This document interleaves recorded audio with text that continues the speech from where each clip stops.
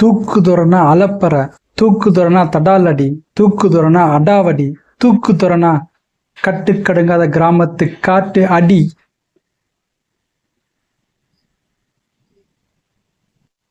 அப்படி இருந்த நம்ம டிசிஎஸ்ஐ தலையிலேயே அடிச்சு 3% இறக்கி மூலையிலேயே உட்கார வச்சுட்டாங்களே. அட் ப்ரெசண்டா 52 வீக் லோவில் ட்ரேட் ஆகிட்டு இருக்கு. அதாவது 3000 கிட்ட ட்ரேட் ஆகிட்டு இருக்கு.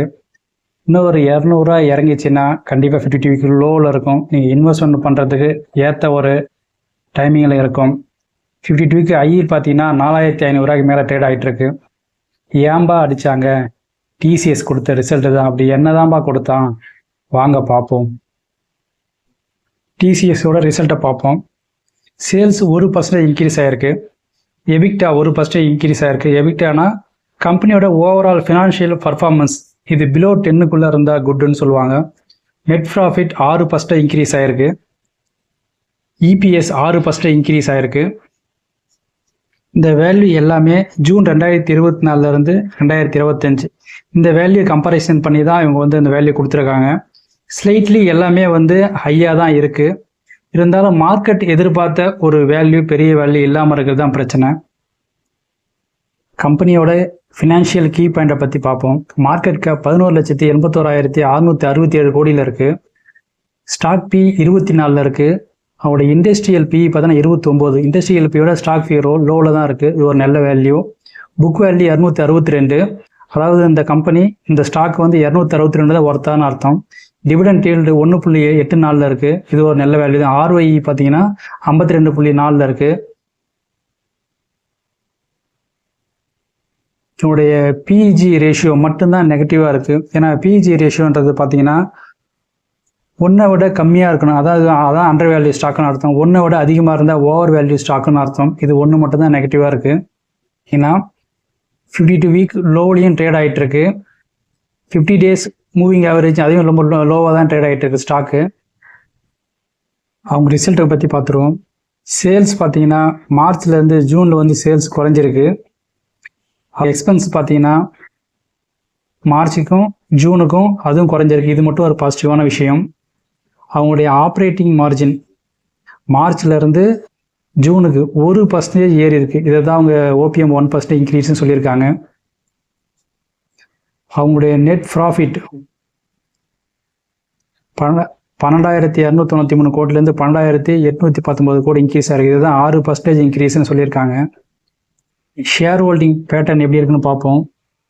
டிசம்பர் 2024, மார்ச் 2025 ப்ரொமோட்டர்ஸ் வந்து எந்த ஒரு சேஞ்சஸுமே இல்லை. எஃப்ஐஸ் மட்டும் 12.68 12.04 குறைஞ்சிருக்கு. இது ஒரு நெகட்டிவ். டிஐஸ் பார்த்தீங்கன்னா 10.86 11.49 இது வந்து ஸ்லைட்லி ஹையை. இது ஒரு ப்ளஸ்ஸான விஷயந்தான்.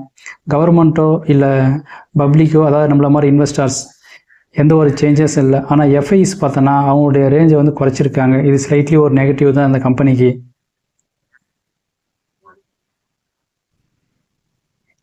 இந்த வீடியோ பிடிச்சிருந்தா லைக் பண்ணுங்கள், கமெண்ட் பண்ணுங்கள், ஷேர் பண்ணுங்கள், சப்ஸ்கிரைப் பண்ணுங்கள். இந்தியன் ஐடி கம்பெனிஸோட மைண்ட் வாய்ஸ் எப்படி இருக்குன்னா, ஐடி துறையில் இந்தியாவிலே மிகப்பெரிய தலைக்கட்டுனா அது நம்ம டிசிஎஸ் தான். நாங்கள் மட்டும்தான் அப்படின்னு கம்பீரமாக டைலாக் பேச அன்னன்னைக்கே இந்த நிலைமைனா நம்ம நிலைமை அதோ கதிதான்னு ஐடிஎஸ் கம்பெனிஸ் எல்லாம் புலம்பிகிட்டு இருக்காங்க.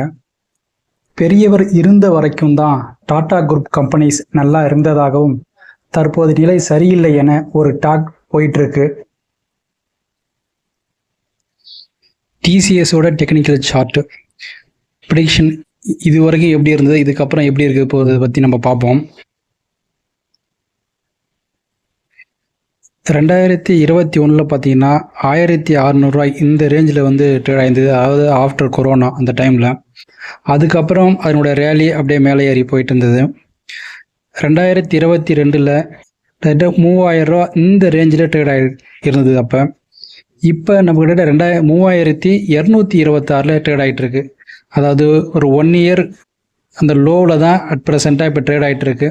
இன்னும் ஒரு 200 ஒரு 300 அந்த ரேஞ்ச் ஃபுல்லாக இறங்கிச்சின்னா 1 இயர் லோவில் இருக்குது. அந்த டைமில் நம்ம இன்வெஸ்ட்மெண்ட் பண்ணுறது கண்டிப்பாக ஒரு ஏற்ற ஒரு இடமா கண்டிப்பாக இருக்கும். ஏன்னா கண்டிப்பாக இந்த ஸ்டாக்கு அடுத்தடுத்து ஒரு நல்ல நியூஸ் வரும்போது அடுத்தடுத்து குவார்ட்டர்லேயோ இல்லை இயர்லேயோ இவங்களுடைய ரிசல்ட் நல்லா இருக்கும் பட்சத்தில் கண்டிப்பாக இந்த ஸ்டாக் பார்த்தீங்கன்னா மேலே ஏற தான் வாய்ப்பு இருக்குது. இதனுடைய ஹை பார்த்தீங்கன்னா 4500க்கு மேலே போயிருக்கு. ஸோ அதையும் பீட் பண்ணி இந்த ஸ்டாக் கண்டிப்பாக ஃப்யூச்சரில் போகும். ஏன்னா இந்தியாவில் ஒரு பெரிய கம்பெனினா இவங்க தான். அதனால் இந்த கம்பெனியில் இன்வெஸ்ட்மெண்ட் பண்ணணும்னா கொஞ்சம் வெயிட் பண்ணுங்கள். இது இன்னும் ஒரு 200 300 கீழே குறையட்டும். அந்த டைமில் கண்டிப்பாக இன்வெஸ்ட்மெண்ட் பண்ணுங்கள். இல்லை இப்போ நான் கொஞ்சம் கொஞ்சமாக எஸ்ஐபி முறையில் கொஞ்சம் கொஞ்சமாக வாங்குறனாலும் சரி, இந்த ஸ்டாக்கு ஒரு சூப்பரான ஸ்டாக்கு.